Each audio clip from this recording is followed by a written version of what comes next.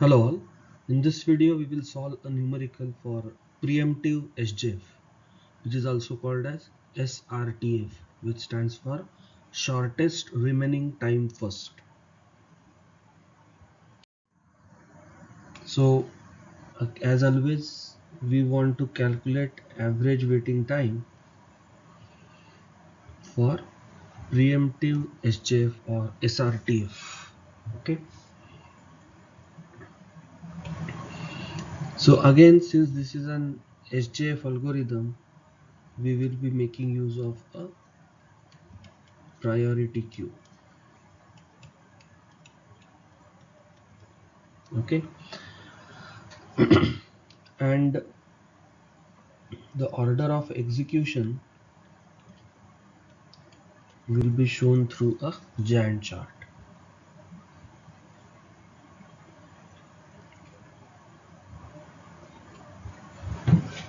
So at time 0 we see that there is only one process in the queue, which is process B.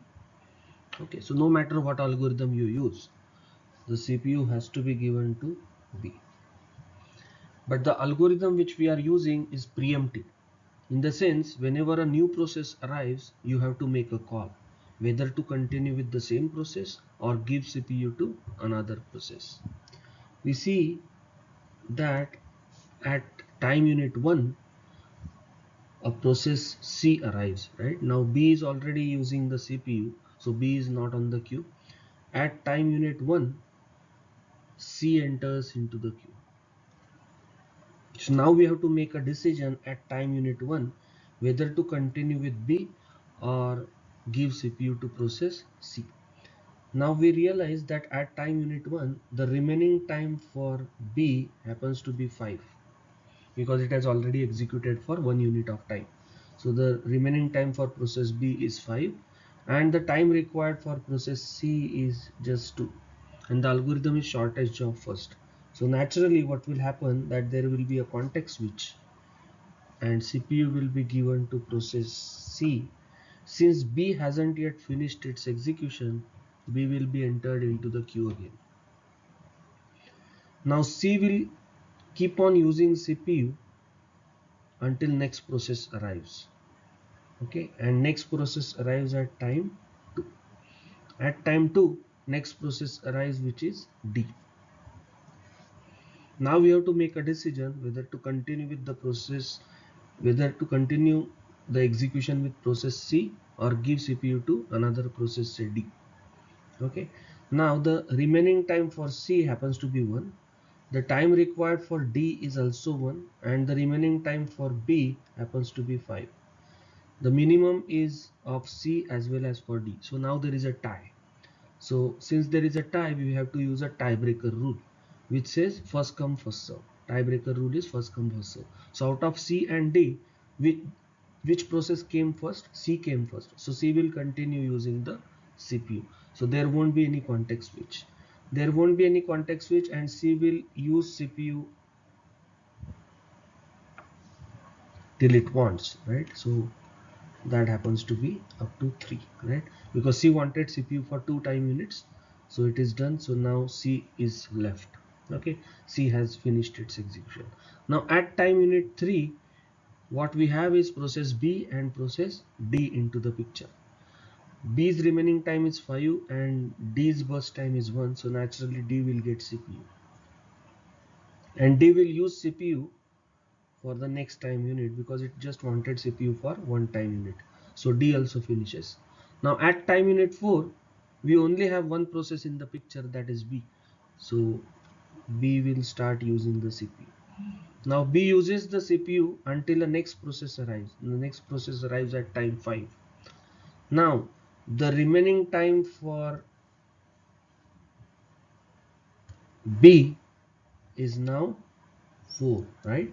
1 unit from 0 to 1, 1 unit from 4 to 5. And a new process arrives at time 5, which is E. Now the remaining time for B is 4 and the time required for E is 2. The shortest process is E, so again there will be a context switch.